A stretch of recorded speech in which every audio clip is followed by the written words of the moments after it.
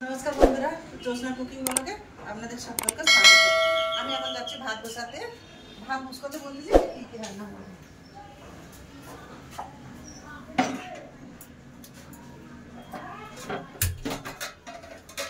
ভাত কুসকো দিলাম।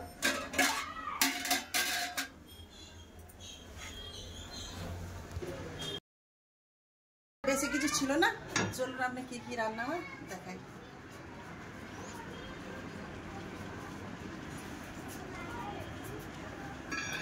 চলে এলাম সব জোগাড় করে নিয়ে। আমি রান্না করবো আজকে পুঁই শাকের পাতা যে হয় তার পকোড়া বড়া করবো। মুসুর ডাল বাটা দিয়ে বড়া করবো, পুঁই পাতার বড়া, উচ্ছা দিয়ে আলু দিয়ে চিংড়ি মাছ দিয়ে একটা তরকারি করবো। না শুক্তো মানে একটা তরকারি করবো, শুক্তো না একটা শুক্তো বলে না, একটা তরকারি করবো উচ্ছা দিয়ে চিংড়ি মাছ দিয়ে আলু দিয়ে। তাহলে আনাজগুলো আগে কেটে নিই। কি কাটা হয়ে গেল? উচ্ছা কাটা হয়ে গেল, আলু কাটা হচ্ছে। কি উচ্ছা আলু আর কি রাঁধবে? উচ্ছা দিয়ে আলু দিয়ে? হ্যাঁ, উচ্ছা আলু তিতা বলো তরকারি বলো যা হোক। কি চিংড়ি মাছ পড়বে? হ্যাঁ, একটু চিংড়ি মাছ আছে কাট করে, আমি ওটা দিয়ে রান্না করবো। এমনি বেশি সবজি কিছু ছিল না বাড়িতে, রাঁধতে তো হচ্ছে। পেঁয়াজ কাটা হয়েছে? হ্যাঁ, পেঁয়াজ কাটা হয়েছে, কাঁচা লঙ্কা কাটা হয়ে গেছে। এবার পুঁইয়ের পাতাগুলো কেটে নেবো, পুঁই শাকের পাতাগুলো কেটে নেবো।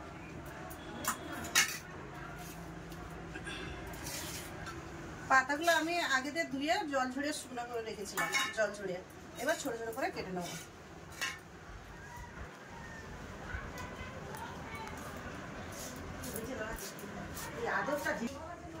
পুঁই পাতাটা আমি একটু ছোট ছোট করে কেটে নিয়েছি। এবার একটু মশলা করে নেবো।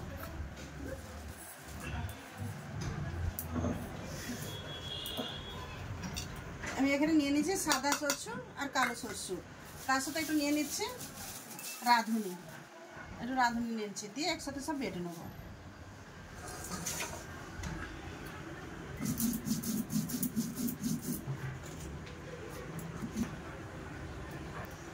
সরষে রাঁধুনি আমার বাটা হয়ে গেছে। এবার ডাল বেটে নেবো। ডালটাকে আমি আধা ঘন্টা আগে ভালো করে 4-5 বার জলে ধুয়ে ভিজিয়ে রেখেছিলাম আধা ঘন্টা আগে। মুসুরের ডাল তো খুব সুন্দর একদম ভিজে গেছে। পুঁই শাকের বড়ার তরে এবার ডাল বেটে নেবো। এর একটা ফটো তুলুন।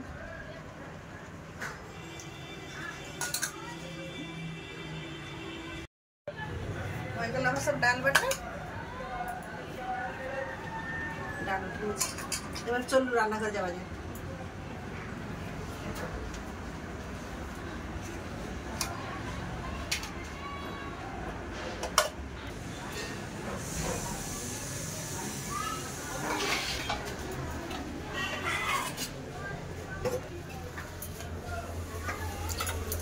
গ্যাস জ্বাল নিয়েছে, আর কড়াই বসবো তো তরকারি তোলার হবে। কড়া গরম হয়ে গেছে, দিয়ে দেবো সরষের তেল।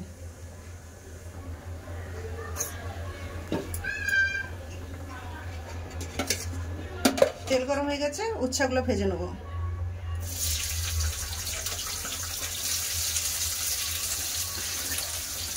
দিয়ে দিব সামান্য পরিমাণে লবণ,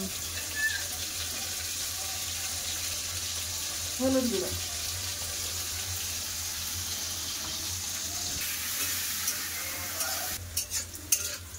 উচ্ছাগুলো ভেজে নিয়েছি, এবার তুলে নেবো।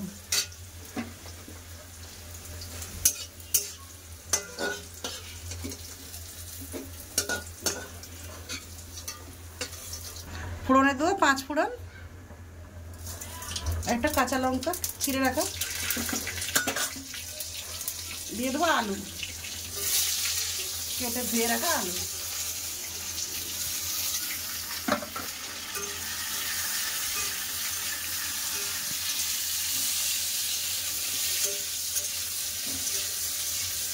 ভেজে নিয়েছি, চিংড়ি মাছটাই মধ্যেখানে দিয়ে দেবো। দিয়ে দেবো হলুদ গুঁড়ো, লবণ,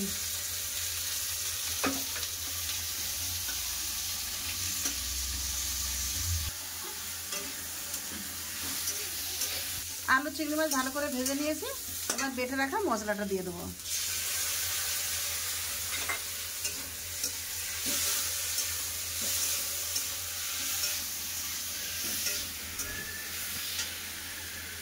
সব একটা হলদি দিয়েছিলাম, ওই হালকা পরিমাণে হলুদ দেবো,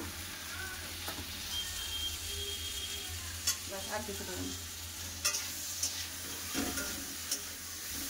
মশলার সাথে আলুগুলো ভেজে নিয়েছি, আবার ভেজে রাখা উচ্ছা দিয়ে দেবো। এবার দিয়ে দেবো জল। তরকারিটা আমার হয়ে গেছে, খুলে দেখে নেব।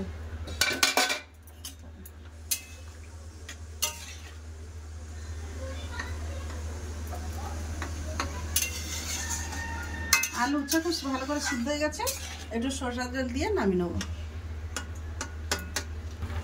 দিয়ে দেবো উপর দিয়ে একটু সরষের তেল। হয়ে গেছে আমার উচ্ছের তরকারি। ঢেলো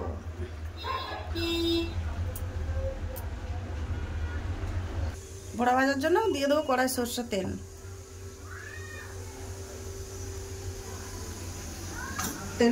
তেল গরম হচ্ছে, ততক্ষণে আমি পুঁই শাকটা ডালের সাথে মাখিয়ে নেবো। পুঁই শাকটা একটু কম বলে একটু বেশি পরিমাণে পেঁয়াজ দিয়েছি, কাঁচা লঙ্কা কুচানো দিয়ে দেবো একটু চালের আটা, সামান্য একটু হলুদ গুঁড়ো, লবণ স্বাদ অনুযায়ী,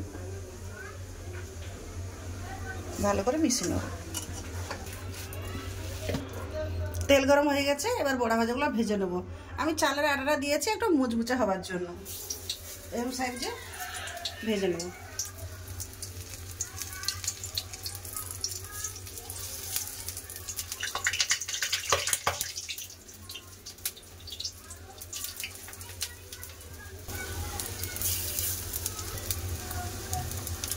এবার ঘুরে একটু এক পাশ হয়ে গেছে, এবার উল্টে দেবো।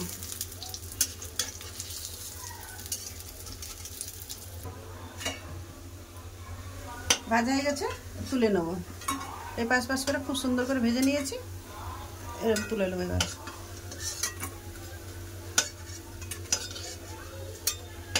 বাকিগুলো এরকম ভেজে নেবো আমি।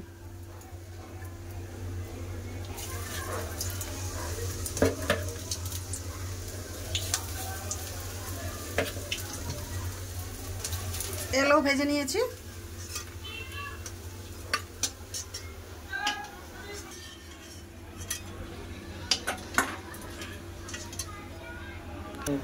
লাল করে কত সুন্দর করে ভাজা আছে, খেতে যা লাগবে না। চলে এলাম খাওয়া দাওয়ার কাছে, দুলোকে খেতেও বসে গেছি। লাতে এখন স্কুল থেকে আসছে না, না এসে চান করতে গিয়ে জানি, আমরা দুলোকে 3টা বাজে, আমরা দুলোকে খেতে বসেছি। লাতি উঠেছে পরে খাবে, চান করতে যায় ওরা পরে খাবে।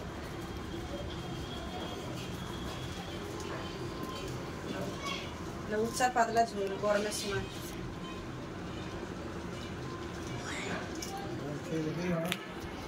দেখো বড়া ভাজারও খেয়ে দেখো, পালং তো পুঁই শাকের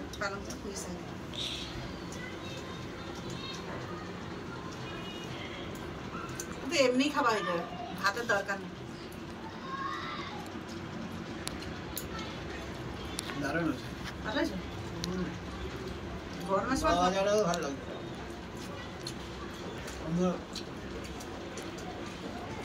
ভালো লাগে। উচ্ছা গায়ে তিতা নেই, খাওয়াতে তিতা নেই। উচ্ছাগুলো তিতা, এগুলো একটু করলার মতো না। গরম সময় ভালো লাগে না, তবে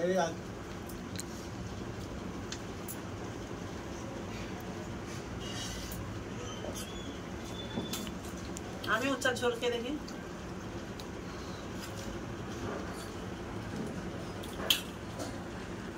তুমি খেয়ে দাও, তুমি রাখি।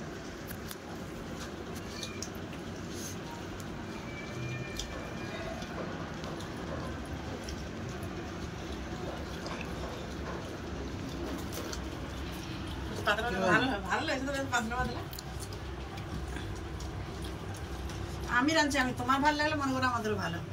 উচ্চা তিতা নেই, এত ইয়ে আছে, উচ্চা কিন্তু তিতা লাগে। একটু তিতা নেই একদম।